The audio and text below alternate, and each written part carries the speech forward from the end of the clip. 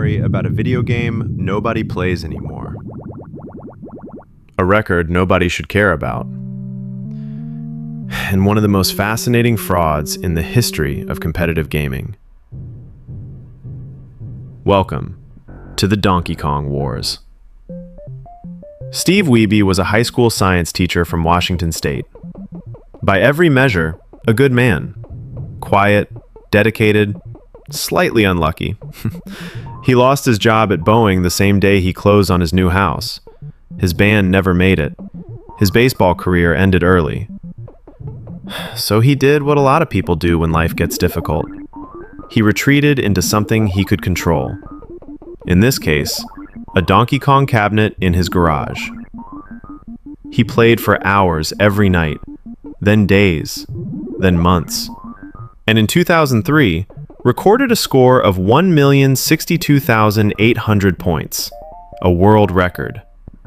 He filmed it, submitted it to Twin Galaxies, the official body that tracked video game world records at the time, and waited.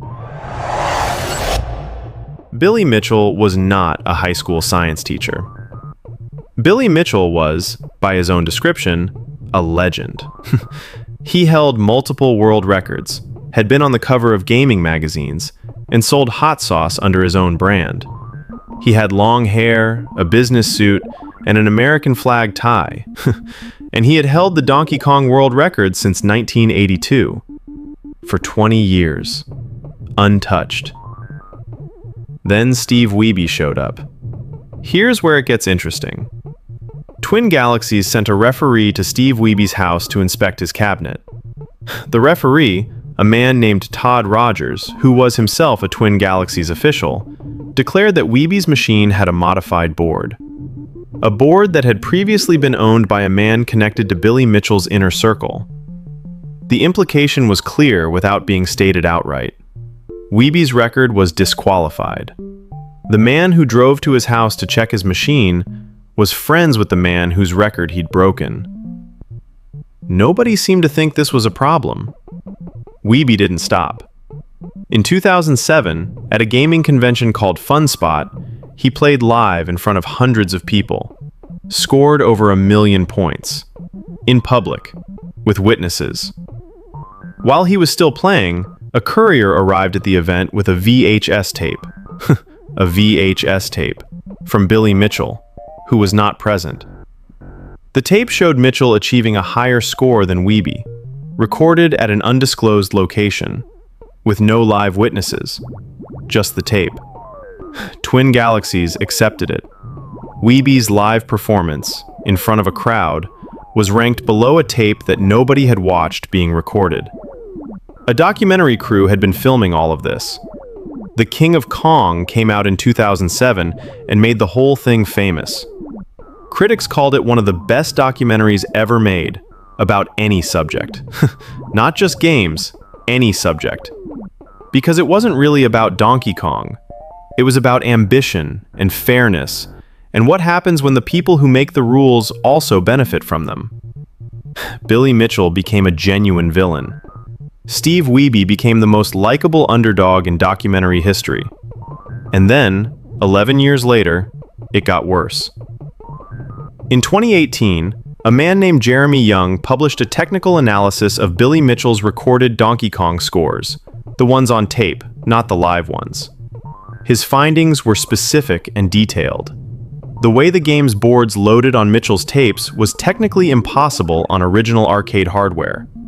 The patterns could only be produced by MAME, emulation software, which meant Mitchell had not been playing on a real arcade cabinet, which meant the scores on the tapes were not legitimate, which meant the record he'd held since 1982, the record that defined his entire identity, might not have been real. Twin Galaxies investigated. They banned Billy Mitchell from all records, stripped everything. Wiebe's scores were reinstated. Mitchell denied everything, called it a conspiracy, said the analysis was wrong, promised to prove it. He sued Jeremy Young for defamation. Then the lawsuit went quiet. Guinness World Records, who had also listed Mitchell's scores, removed them too. Here is what makes this story genuinely strange.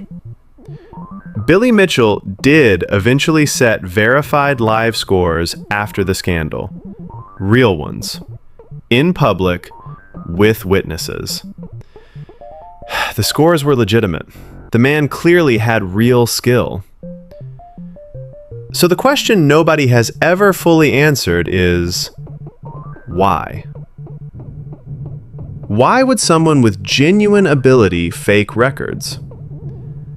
Mitchell has never given a satisfying explanation. He maintains the analysis was wrong. He maintains the scores were real. He maintains he was targeted. The lawsuit settled out of court. The terms were not disclosed. Steve Wiebe still holds verified Donkey Kong world records. He still teaches. Billy Mitchell still sells hot sauce, still has the long hair and the American flag tie, still gives interviews where he says he did nothing wrong. The original cabinet from Wiebe's garage, the one they drove out to inspect, the one they disqualified, is in a museum now. And somewhere in an archive, there is still a VHS tape that arrived by courier at exactly the right moment to beat a live performance that everyone in the room had just watched happen.